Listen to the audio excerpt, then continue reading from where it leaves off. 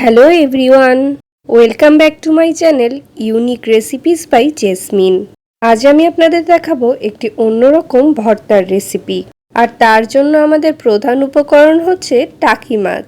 আপনারা চাইলে ছোট ছোট শোল মাছ কিংবা কই মাছ দিয়েও এই ভর্তার রেসিপিটি করতে পারেন। এখানে আমি 7-8 পিসের মতো মাছ নিয়ে নিয়েছি। মাছগুলোকে ভালো মতো পরিষ্কার করে ধুয়ে আমি পানি ঝরিয়ে তারপর নিয়ে নিয়েছি। মাছগুলো বড় বড় পিস করে কেটেছি, তার কারণ হচ্ছে মাছগুলোকে আমি মেখে তারপর ভেজে নেব। আমি যেভাবে মাছগুলোকে ভাগ করিনি, আপনারাও ঠিক এইভাবেই মাছগুলোকে নিয়ে নেবেন। এবারে আমি এর মধ্যে দিয়ে দেব হালকা কিছুটা লবণ। লবণটা অবশ্যই আপনাদের স্বাদ অনুযায়ী এবং মাছের পরিমাণ অনুযায়ী।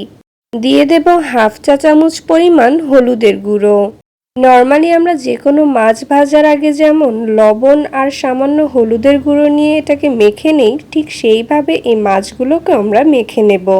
এখানে আপনাদের বাড়তি কিছুই করার নেই, শুধুমাত্র মাছটাকে একটু ভালো মতো মেখে সেটাকে জাস্ট 5 মিনিটের মতো রেখে দেব।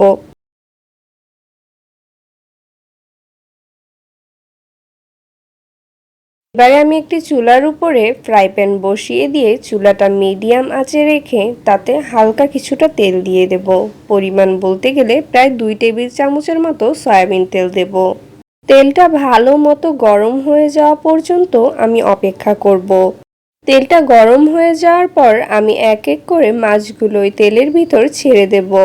তেল ভালোভাবে গরম হয়ে যাওয়ার পর যদি আপনি মাছগুলোকে তেলের মধ্যে দিয়ে দেন, তাহলে আর মাছগুলো কখনোই কড়াইয়ের সাথে কিংবা ফ্রাই প্যানের সাথে আটকে যাবে না, আর ভেঙে যাওয়ার চান্সও থাকবে না। চুলাটা কিন্তু অবশ্যই এই পর্যায়ে একদমই লো আঁচে রাখবো। যেহেতু চুলার আঁচ একদমই লোতে রেখে আমি মাছটাকে ক্রিস্পি করে ভেজে নেব, অর্থাৎ উপরের ভাগটা থাকবে একদম ক্রিস্পি এবং ভিতরেরটা থাকবে তুলোর মতো নরম, তাই সময়টা একটু বেশিই লাগবে এই মাছটা আমার ভেজে নিতে। মাছটার উল্টো পাশ হয়ে গেছে তা বোঝা যাবে যখন দেখা যাবে মাছটার উপরের অংশ হালকা একটু ফুলে উঠেছে। তখন আমি মাছটা এক এক করে উল্টে পাল্টে দেব। এইরকম ব্রাউনি কালার করে আমি মাছগুলোকে ভেজে নেব।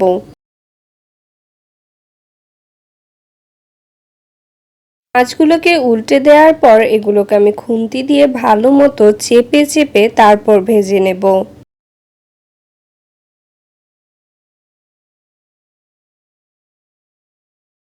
মাছগুলো এখন পুরোপুরি ভাজা হয়ে গেছে, ভিতরেও কোনো কাঁচা ভাব নেই এবং উপরটাও পুরো ক্রিস্পি। এ পর্যায়ে আমি মাছগুলোকে একটি বাটিতে উঠিয়ে নেব।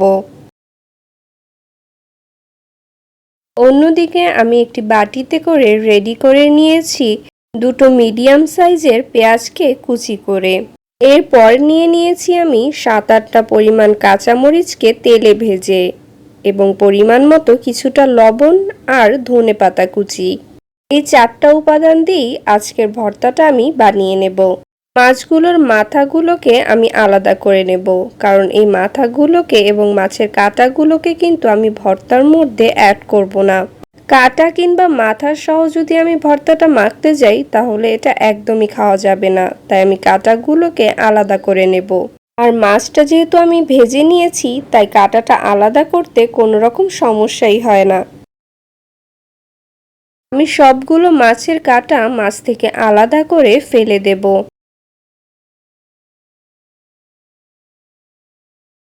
সবগুলো মাছের কাঁটা আলাদা করে নেওয়ার পর এবার আমি হাত দিয়ে ভালো মতো মাছগুলোকে মথে নেব। ঠিক যেভাবে আমরা আলুর ভর্তা মাখি, ঠিক সেম ওইভাবেই আমি মাছগুলোকেও মেখে নেব।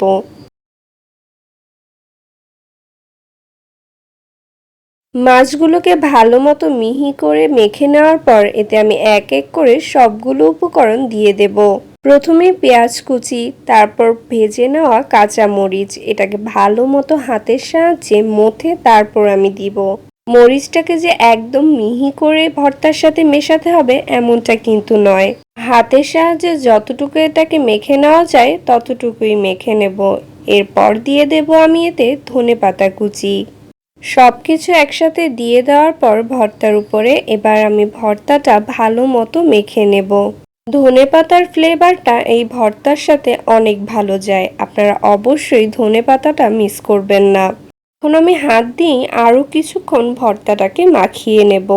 গরম ভাত দিয়ে এই ভর্তাটা খেতে অনেক বেশি মজা। আপনারা বাসায় অবশ্যই ট্রাই করবেন। আর যারা এখন আমার চ্যানেলটিকে সাবস্ক্রাইব করেনি তারা প্লিজ আমার চ্যানেলটিকে সাবস্ক্রাইব করে দেবেন। ভর্তাটা একদম রেডি। দেখলেন তো কত সহজেই এরকম একটি মজাদার ভর্তা বানিয়ে ফেলা যায়। তৈরি হয়ে গেল আমার টাকি মাছের ভর্তা। বাসায় আপনারা অবশ্যই ট্রাই করবেন এবং আমাকে জানাতে পারেন কমেন্টের মাধ্যমে। আজ তাহলে এ পর্যন্তই। আল্লাহ হাফেজ।